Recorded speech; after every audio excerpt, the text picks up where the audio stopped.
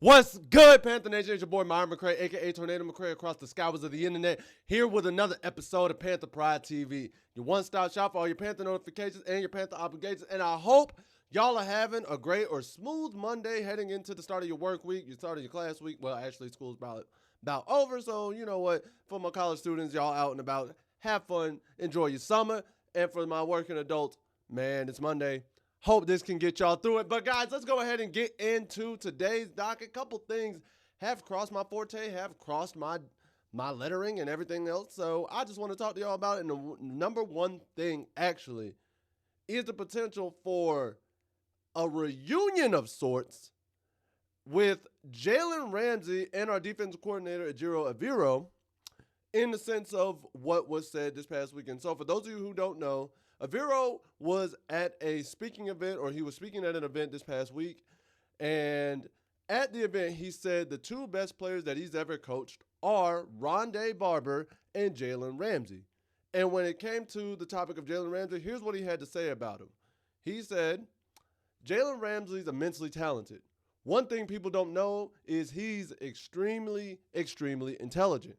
Like, this guy is going to know splits, quarterback mechanics, and quarterback footwork. He understands route concepts. He understands where to be in the run game. And he followed that up by saying, we played him in multiple positions. He can play corner, he'll play nickel, he'll play the dime linebacker all in one game and know all the responsibilities. I've been so blessed and been around so many great players throughout my career, and I've never been around a great player who I would say had a high IQ. Now, of course, Jaylen Ramsey got wind of this, and Jaylen Ramsey, he would respond accordingly about Vero, and he would say this: been blessed to be around some of the best teammates and coaches. Coach E is one of them real ball coaches. Will be a head coach one day, nothing but respect. Now, I kind of like this exchange, and I do love when coaches and players do have a great relationship together, and it's nothing to, in my mind, not take into account, because coach and player relationships do make up a bulk of how great teams are built. Now, we do know Evero and Ramsey did work together with the Los Angeles Rams from 2019 to 2021, and in Evero's defense, Jaylen Ramsey did get 2 of his 3 career All-Pro selections, and they did go on to win Super Bowl 56. So there has been some success there, and there's honestly reason to believe why they wouldn't be successful together again. However, there's a couple reasons why I don't think Jaylen Ramsey would come to Carolina. There's a couple reasons actually why I believe this move won't be made and he won't come to Carolina. Number one, man, the contract. Jaylen Ramsey's contract is respect. No. Because as we see here, Jaylen Ramsey just this past September signed a $72.3 million extension. And that extension does not start until 2026. So here are the cap hits by year. 2026, he's slated to make $25 million. That's the cap hit. 2027, it goes up to $26.8 million. Then 2028, it goes up to $36.8 million. I'm sorry, y'all. Huh?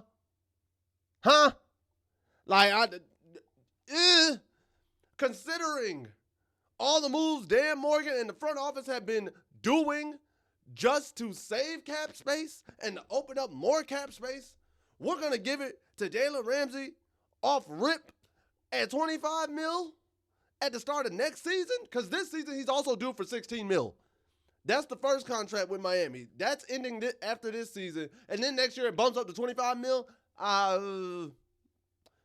All the moves that Carolina's been making just to save space, that don't make sense to me. It does not make sense to me why they would do that. And then you got to factor in Jaylen's age. Jaylen is going into his 10th season this year. And when we look at his numbers from last year, he played all 17 games this past season. He didn't in the year before in 2023, but he did in 2022 and 2021. When we look at it and I compare it to the last 2 seasons where he ranked, or not ranked, where he played every game, Jaylen's interceptions have gone down. Last season was the third straight year his interceptions went down. He only had 2 last year. Pass deflections went down for the third straight year. Tackles, total tackles, went down. I'm sorry. Pass deflections went down. Total tackles went down. And solo tackles went down. Like, total tackles was the biggest one to me because in 2022, where he played a full season, he had 88. In 2024, when he played a full season again, he only had 60. Like, that's almost a 30 tackle drop-off, bro. That's almost a 30 tackle drop-off. It's crazy. When you're looking at, and he's getting up there in age, honestly speaking, there are better options available in free agency. And I know we're looking more for safeties, which we've all kind of said, Julian Blackman, like Jordan Whitehead. Like, those are some of the names we've looked at as safeties. But even if you're looking at another corner, and we're looking at a younger corner, you could look at an Asante Samuel Jr., you could look at a C.J. Henderson. I'm just throwing out names. Just don't kill me. Those aren't the names I'm saying, like, automatically go get. Those are just names. You can go get somebody cheaper. Even at the same age as Jaylen, you can go get somebody cheaper. So, at the end of the day, it does not make sense for me for Carolina to make a trade for Jaylen Ramsey, even though it would be reuniting him with essentially his best coach of his career for defense, and it would give a solid vet leadership in the secondary in Jaylen, and opposite of JC. I don't think Jaylen's the answer. I genuinely don't think Jaylen's the answer. That's just me. Y'all could differ, and I'll respect everybody's opinion to think like, nah, Jaylen's the answer. I get it. I personally don't think he's the answer. Next, do want to talk about this, man, because I got a little issue with it. So, this past weekend, the PGA took some shots at our boys. They took some shots at our team in the Carolina Panthers, and I ain't like it. I ain't like it too much.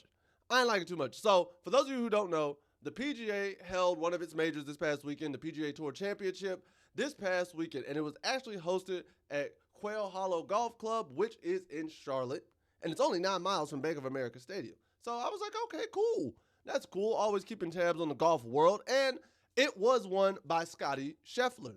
Shout out to Scotty. Congratulations, my boy. You deserve that. Here's the issue, guys. I want y'all to see this.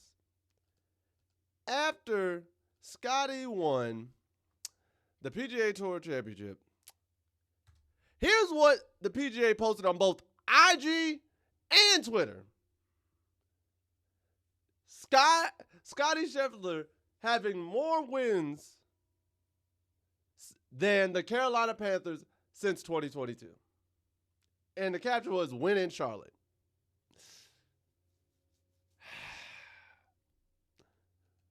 I will say this. The post was immediately taken down afterwards, and apparently David Tepper is also a member of Quail Hollow Golf Club, so that may have also had a reason to play into it. But my biggest question is, why?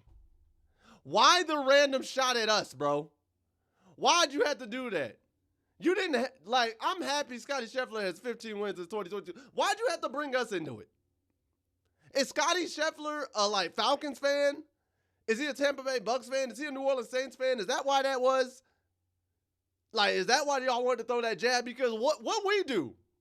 Our city hosted the tournament. Everybody loved it from what I was hearing. So why you just throw shots at the NFL team that resides in the city, bro? It don't make sense to me. Who at the PGA Tour champion, who on the PGA Tour social media team has beef with the Carolina Panthers? Because that's how that got cleared. Somebody on the media team was like, hey, yo, Scotty got more wins than the whole Panthers organization since 2022. Let's post that. That had to be somebody who does not like the Panthers, or Scotty Scheffler is potentially a fan of one of the other NFC South teams and wanted to take a jab. Now, I don't think it was Scotty Scheffler at all. I really don't. So I'm going to put it on. There's somebody that works on the social media team that does not like the Carolina Panthers. And if I find out who you are, oh, We got to throw hands, bro. We got to throw hands, all right? I'm not having it. But then, guys, last thing I want to talk about is apparently this is some good news. Somebody does love us, or at least gives us our respect. So apparently, the Carolina Panthers are playoff bound, according to one analyst from Fox Sports. And here's what I'm talking about. In Henry McKenna's way too early playoff prediction, he has dropped who he's going to think make the playoffs. And as y'all can see, the biggest thing for us we're looking at is that 4 seed. He has us listed as the 4 seed and getting a home playoff game, which is actually really cool. I like that. But if you also notice, look at this. In the NFC, you got 1 Washington, 2 LA Rams, 3 Detroit, 4 us, 5 Philadelphia, 6 Minnesota, 7 Dallas. Again, very possible for us to be the 4 seed.